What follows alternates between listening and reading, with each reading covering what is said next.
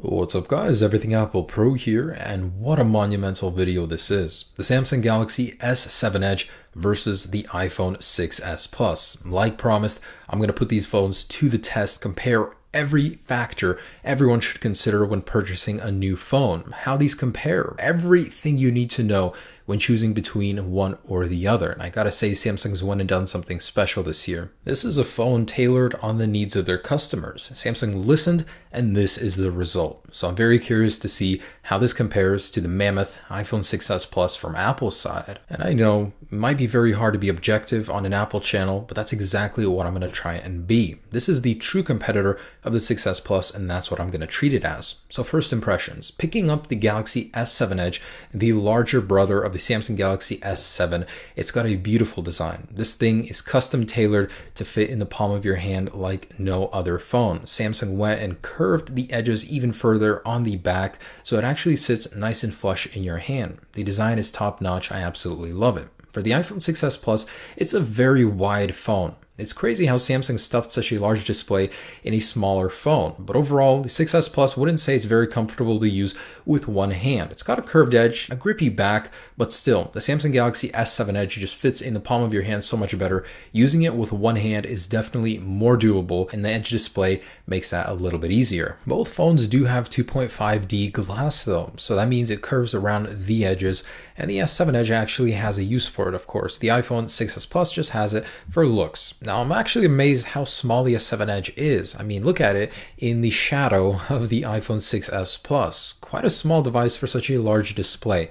Overall sizes of the phones, not too far off, but the 6s Plus is the larger of the two, of course, a little bit heavier as well. If you're going from one to the other, the button and placement of all the ports is very familiar, very similar, so the only big difference is the micro SD slot being relocated on the edge. Overall though, very familiar and usable. So displays, this is one area that you're going to be interacting with the most, and it's important to have a good one. Both are great really, top of the line displays on phones. However, the AMOLED on the S7 Edge, oh my gosh, man, this thing is amazing. It's good on the 6s Plus. It is just amazing, fabulous, marvelous on the S7 Edge. Having an AMOLED panel has a lot of advantages. It's efficient, it's brighter, the colors are more vibrant. The dark colors are pure dark. Each pixel is individually lit instead of having a full backlight like the 6s Plus. That means you can turn off pixels and it's pure darkness on each one. And that's something you can really appreciate when watching media. And as far as unique screen technology, the Edge of course has that Edge display, made more useful this time around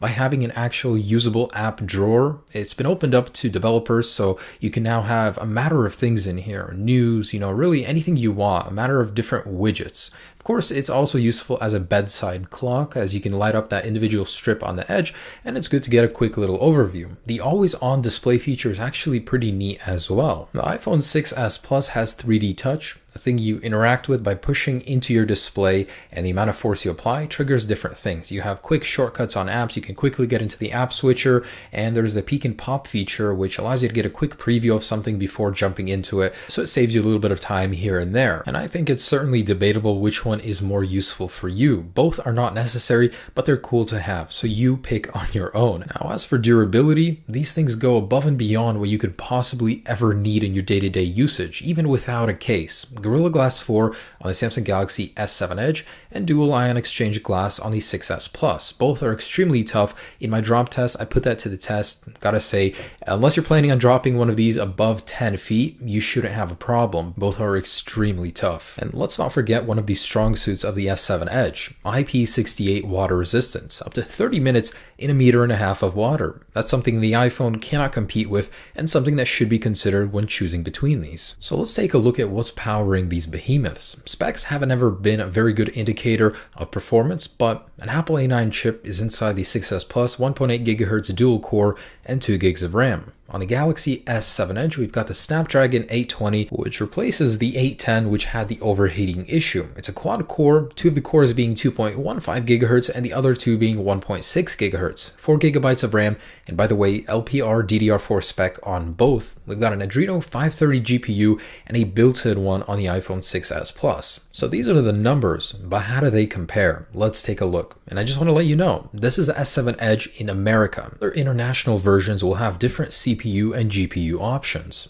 Now I did clear out the entire app switcher on both, and we're going to go ahead and run a Geekbench. So these are the results we're looking at. Not too far off, and these are the true competitors. Usually we'd be comparing them a generation apart. These are the exact same generations. So the iPhone 6s Plus does a little bit worse in the multi-core. Of course, it's got weaker processors, but the single core does pretty dang good, and I was impressed with that. And I did rerun this test for accuracy. So how does this reflect in real world usage though? Let's take a look. So just a couple smaller tests, like something we're actually going to be doing in our life. Let's say Grand Theft Auto San Andreas, loading it on the iPhone 6s Plus, it was still a little bit faster, and when we're actually loading the game, it loaded a couple seconds faster than the S7 Edge despite the lower specs. So these are the areas that really matter, and the iPhone 6s Plus does good. Loading the camera even, it was available to take a photo earlier. So let's run a GFX benchmark and see graphical performance wise where we're at. The iPhone 6s Plus did finish the test a lot earlier. So the numbers here don't lie. In terms of GPU performance, the iPhone 6s Plus outperforms the Adreno 530 GPU in the S7 Edge. In overall frames and frames per second, it did a lot better. However, the S7 Edge has a few areas where it did better in as well. So this is close to a draw, but the iPhone 6s Plus does a little bit better here. Performing a Wi-Fi speed test from the same distance to the router yielded different results. The iPhone 6s Plus has the advantage of more LTE bands. The S7 Edge has a faster theoretical download speed over LTE. For the stock browser included in both devices, compatibility scores were a little bit off here, and performance in the actual browser, I was surprised to find that it was pretty much a draw. In one area, the S7 Edge did faster, in the other, the iPhone 6s Plus did faster, so both are good. The iPhone 6s Plus could certainly learn a thing or two from the S7 Edge. Much larger batteries included in the S7 Edge, wireless charging, and quick charge 3.0 support, getting you from 0 to 80% in just 35 minutes. Really, the iPhone 6s Plus loses here. S7 Edge wins hands down. Testing the fingerprint sensor speeds, the iPhone 6s Plus was actually faster here from a dark screen. If we had the screen lit up, the iPhone 6s Plus lost because it has a long drawn out animation. So as you can see, boom, the S7 Edge is in right away, but from a dark screen where we'll be using it most, the 6s Plus is faster. And to me, speaker quality means a lot, so I tested that on both devices. In terms of actual loudness, the Samsung Galaxy S7 is the louder of the two, clocking in at 100.2 decibels. When we tested the iPhone 6s Plus, it was a little bit quieter at 99.5. Loudness isn't everything, but the Galaxy S7 had a deeper, richer tone. It definitely had the better speaker of the two. And something I definitely thought I'd include, the Galaxy S7 Edge definitely runs a lot hotter, by 10 degrees in some cases. This is when it's under load, you're doing something like gaming, or in this case, I'm running the GFX benchmarks, but definitely this thing is a lot hotter and you will feel it in your hand. Next, cameras. It's very important to have a good camera on your smartphone. For many people, it replaces a DSLR or a shooter you may have carried around before. Both feature 12 megapixel sensors. It actually shrunk on the S7 from the S6 because Samsung wanted larger pixels for better low light performance. Now the actual numbers, very close here. The iPhone 6s Plus does better slow motion in 1080p. Otherwise, you're trading live photos for live panorama or super low light capability for a sapphire lens cover. A good point about the S7 Edge though is that the lens doesn't protrude as much, just a little bit less. So strap in boys, this is my camera comparison. It's a little bit long, but I wanted to include everything. First off, optical image stabilization for video. Both have it. The iPhone 6s Plus seems to do just a little bit better. I'd say maybe 20% less judder when walking around and moving the camera. It's a lot less noticeable. Otherwise, both are perfectly watchable and great quality at 1080p even. Next, autofocus. This is one area where Samsung really outshines the iPhone. The autofocus is so fast, it uses every pixel inside of the lens to focus. The iPhone just uses 5%, and you can definitely see, panning from a close to far subject, the focus is so much faster. Here's 4K quality. So the amount of detail is very good on both. The color is a little bit different. On the iPhone 6s Plus, it's a little more muted. On the S7 Edge, it's a little more vibrant. So in actual low light, the S7 Edge, I'd say, is a little bit better. Samsung said 30% better than the iPhone. I say maybe 15 to 20%. It's really not all that much better, but it is pretty dang good. And Samsung actually upgraded the slow motion capability of the S7 and now matches the iPhone 6s Plus